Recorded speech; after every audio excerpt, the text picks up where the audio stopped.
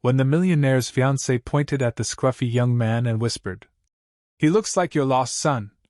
Nobody expected the truth that was about to come out, and it would change every life in the room forever.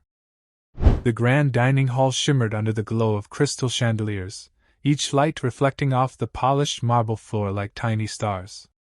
Guests in elegant attire filled the long table, their laughter and chatter blending with the soft music from a live violinist. Richard Blackwell, a man known for his towering business empire and equally large heart, was celebrating his engagement to Isabella, a graceful woman whose charm had captured the city's attention.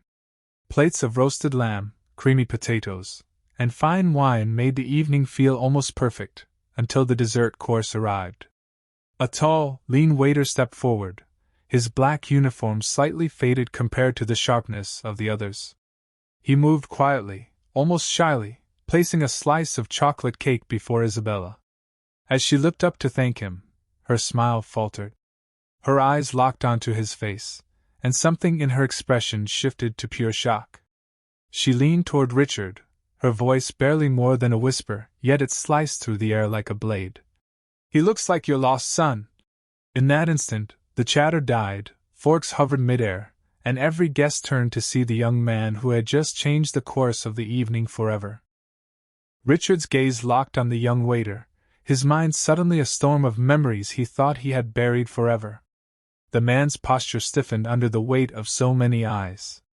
Richard's voice, usually deep and commanding, cracked slightly as he asked, "What's your name?" There was a pause, as if the question carried more danger than it should.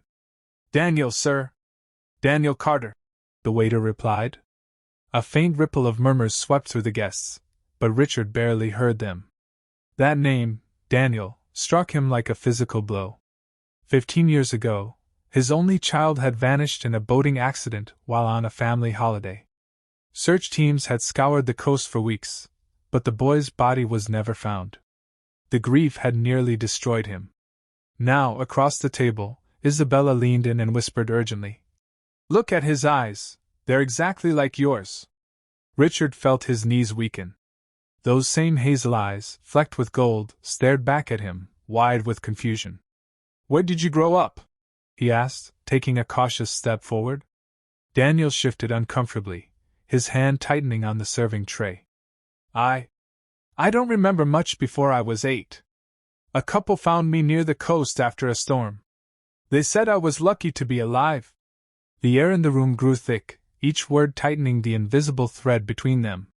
Richard reached into his jacket and pulled out a small gold locket, worn smooth with years of handling. Inside was a photograph of a little boy, smiling in the sun. He held it up beside Daniel's face. The resemblance was so striking that several guests gasped aloud. For the first time in years, Richard felt something he never dared to hope for again, the faint, trembling spark of possibility. The room felt smaller now, the walls closing in as Richard studied the young man in front of him. Every detail, the angle of his jaw, the curve of his smile when he spoke, pulled at memories Richard had tried for years to suppress. He took a slow breath and asked again, softer this time, "Tell me everything you remember." Daniel hesitated, his eyes darting nervously between the guests, unsure why this stranger cared so much. "Like I said, I was found near the shore after a big storm," he explained. "I was hurt, couldn't remember my name, my parents, nothing. The couple who found me said I was lucky to survive. They gave me the name Daniel Carter and raised me." His voice trembled slightly, as if speaking it out loud made it all too real. Richard's hand tightened around the locket in his palm, the tiny photograph inside now feeling like proof rather than just a keepsake.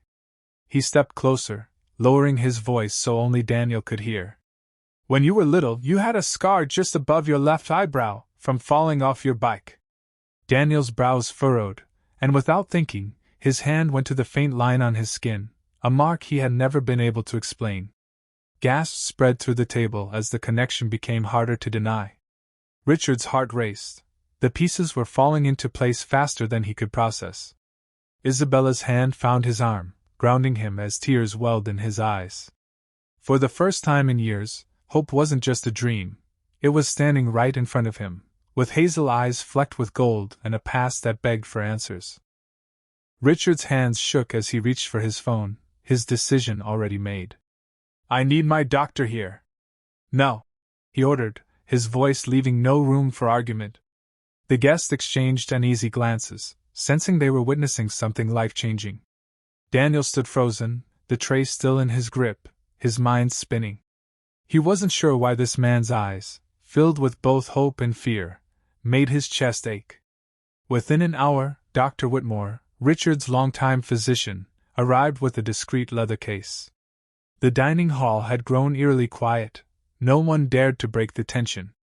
Richard explained everything in a few rushed sentences, his words tumbling over each other, before asking for a DNA test. Daniel's face paled, but he didn't refuse. The doctor took quick cheek swabs from both of them, sealing them in small vials.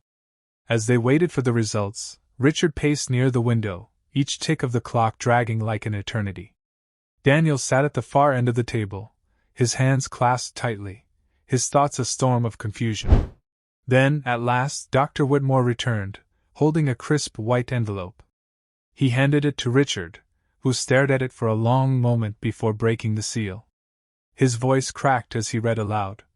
99.9% match, father and son. For a heartbeat, no one moved. Then Richard crossed the space between them in 2 strides, pulling Daniel into a fierce embrace. The tray clattered to the floor, forgotten. Daniel stood stiff for a moment, then slowly returned the hug, tears slipping down his cheeks. Around them, the guests erupted into murmurs and gasps, but neither man heard a single word. In that instant, the years of loss, grief, and unanswered questions dissolved into a single truth: they had found each other again. News of the incredible reunion spread quickly, but inside the Blackwell estate, the world felt quiet and still, as if time itself had paused to honor the moment. Richard refused to let another day pass without making up for the years they had lost. He cleared a suite of rooms for Daniel, filling them with things his son might have loved: books, clothes, even a restored vintage bicycle like the one from his childhood. Isabella, far from feeling overshadowed, embraced Daniel warmly, telling him, "You're not taking anything away, you're adding something priceless to our lives." The days that followed were filled with long conversations over breakfast, shared walks in the garden, and late nights by the fire as Daniel listened to stories about the boy he used to be. Slowly, pieces of his past began to return, flashes of ocean waves, a warm laugh, the smell of his father's cologne. The emptiness he had carried for so long began to fade, replaced by a sense of belonging he had never known. One evening, as the sun dipped below the horizon, Richard placed a hand on Daniel's shoulder and said quietly, "I thought I had everything, but I was wrong. You're what I was missing." Daniel smiled, his voice unsteady but certain. "I'm home now, Dad." In that moment, with the golden light spilling through the windows and the weight of the years finally lifted, they both knew this was not just a reunion.